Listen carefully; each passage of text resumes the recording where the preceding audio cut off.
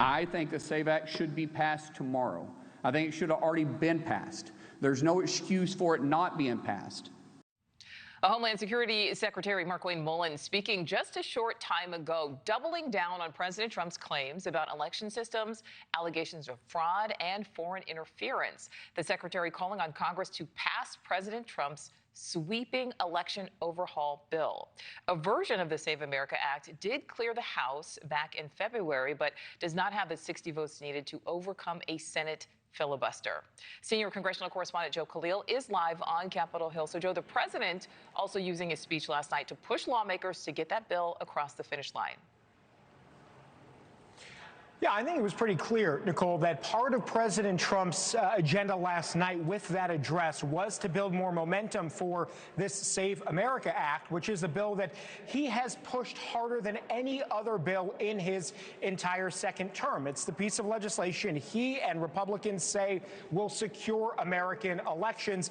Let's take a look and remind folks what this bill actually would do if it became law. It would require in all 50 states that there be mandated picture ID for anyone to register to vote and to vote. If you don't have a picture ID, you'd have to show supporting documents like a birth certificate. It would also purge voter rolls. It would really gut mail-in voting. Most of mail-in voting would not be allowed, with some exceptions: military, traveling, people who are sick or hospitalized. It would also ban transgender youth in sports, which is obviously doesn't have anything to do with the elections, but certainly a Republican social priority that they put into that bill, too. This is what House Speaker what Vice President Vance had to say this week when he came to Capitol Hill addressing the many questions about this legislation. Because you will hear Democrats sometimes say, and I love this line, I can't help but laugh at it, cheating isn't that frequent in American elections. Any frequency at all is a problem. A single ballot cast illegally in an American election is, in fact, the theft of the ballot from another American citizen.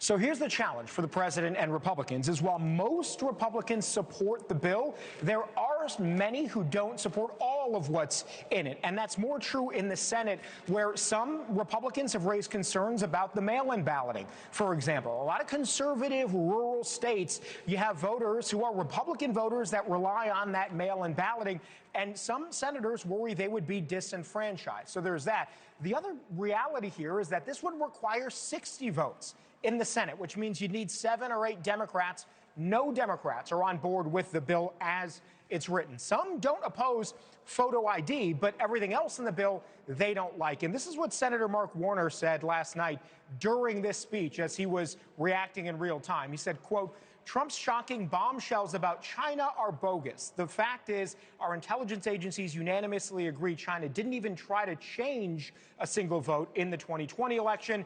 A single concurring opinion suggested they tried to sway voters' opinions, but that's been public knowledge since 2021. He went on to say, it's laughable to watch Trump try and pretend that accessing the voter file is the same as election interference. Any statewide candidate will tell you that information is publicly available for purchase. It's not some huge breach of security." So those are the challenges here. It's just simple math, and that's been the hindrance to Republicans passing the bill, sending it to President Trump's desk. Now, there have been some Republicans that have pushed for maybe a watered-down, scaled-back version, which would be more popular and could potentially end up on the president's desk.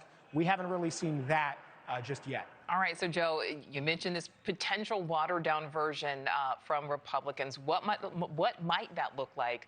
What would some of the obstacles potentially be?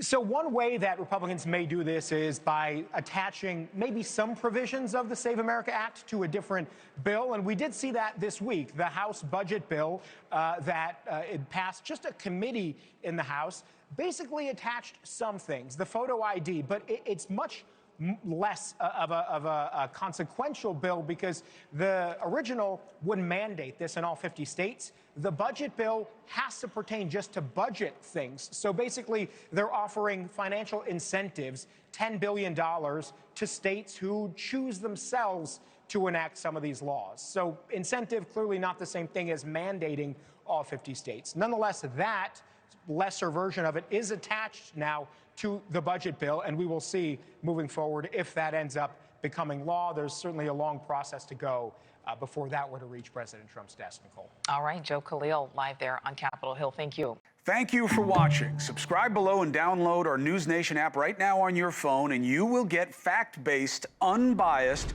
news for all Americans.